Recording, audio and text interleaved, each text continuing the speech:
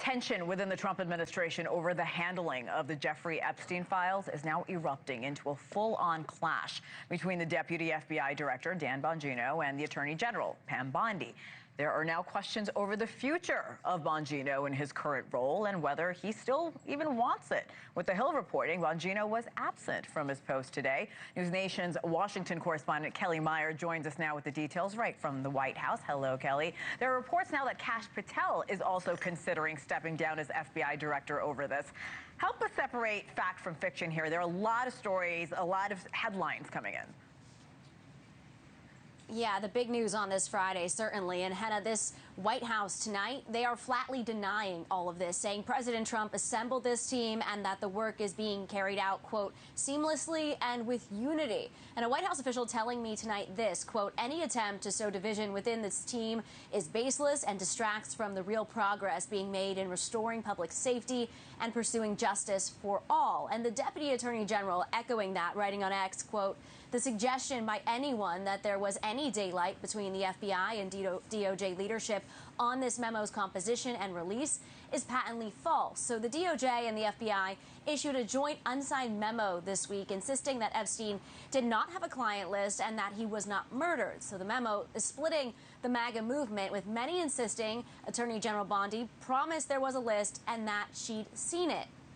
NewsNation reported earlier this week that FBI leaders would have unsealed evidence related to the Epstein case if they had been able to do so, sources implying their hands were tied by the DOJ. So Trump coming out this week, releasing a statement praising the work of Patel and Bongino at the FBI, but didn't comment about Pam Bondi. Henna. Kelly Meyer, this just broke a little while ago. Thanks for keeping us updated live at the White House. Let's go now to NewsNation chief Washington anchor and On Balance host Leland Vittert. Hello, friend. You have new reporting tonight. This is a huge issue in the White House right now. What are you hearing from the administration? So from a senior administration official, a very, very trusted source of mine, saying the rift between Pam Bondi and Bongino/Patel is, quote, not a small deal. The reporting is that Bongino has said he will leave if Bondi does not. And then and Patel said, I will too. It's clear that there has been some divisions between Kash Patel and Bondi. There's some friction between the two. This now is really coming to a head. You mentioned the friction. Conservatives are so split over this issue, as you well know. Some are really angry at the Trump administration for not having more on Epstein. Do you think they overpromised? That's a great question. The point, I think, here that we've seen publicly is that Pam Bondi said, I have the list on my desk. When you're the Attorney General of the United States and you say something like that, you can't then come out and say there's no list.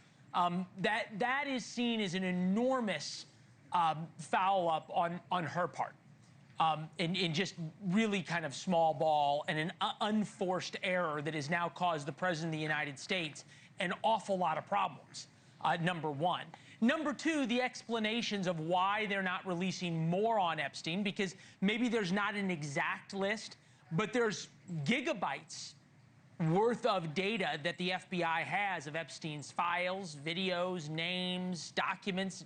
That's all not being released. So there's a lot of anger over that and how it was handled, that Pam Bondi put out this memo on Sunday. Sort of, I think what it underlines is that Bondi does not understand MAGA and does not understand what Epstein represents and the Epstein files represents in MAGA world. And look, we've seen this happen in dozens of cases on both Republican and Democratic administrations over the past 20 years in Washington. You know, it's either him or me, or her and me, that one official will say about another. It's normally not about one thing. This is the public issue. Traditionally, typically, and from what I understand, there's a lot more below the surface that we just don't know of this clash. Do you think Bondi's being thrown under the bus a bit here, Leland? I'm not sure. I guess maybe she's driving the bus that hit her, because she's the one who said publicly, and didn't have to, the Epstein client list is on my desk. So you're lying then or you're lying now? Which one is it? And that is really the problem. The one thing that Donald Trump will not tolerate or defend is when you make unforced errors that make him look bad, and especially that make him look bad in front of his base. And remember, there's when it came to Pete Hegseth and other nominees, this time, Trump 2.0, he didn't cave, right? He was not going to let the media get a scalp after the Matt Gaetz situation for Attorney General. That was not letting the media get a scalp. This is different because he's facing, I don't want to say a revolt, but certainly he's facing a lot of questions within MAGA, not just about Epstein. It was the strike on Libya, or a strike on Iran that so many in MAGA world didn't want. It's now about the ICE enforcements, whether or not there's going to be some kind of farm worker, hospitality worker parole. MAGA would call it amnesty that they don't like.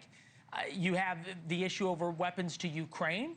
All of these things are decisions he's making, I think you'd say pretty bravely, that are not exactly full MAGA. This is a problem he doesn't need, and it's a problem Pam Bondi created. Leland Vittert, thank you so much. I know you'll be diving into this on your show later on tonight. Tune in to On Balance on NewsNation, 9 p.m. Eastern. Thank you, as always, Leland. See you then. Thank you for watching. Subscribe below and download our NewsNation app right now on your phone, and you will get fact-based, unbiased news for all Americans.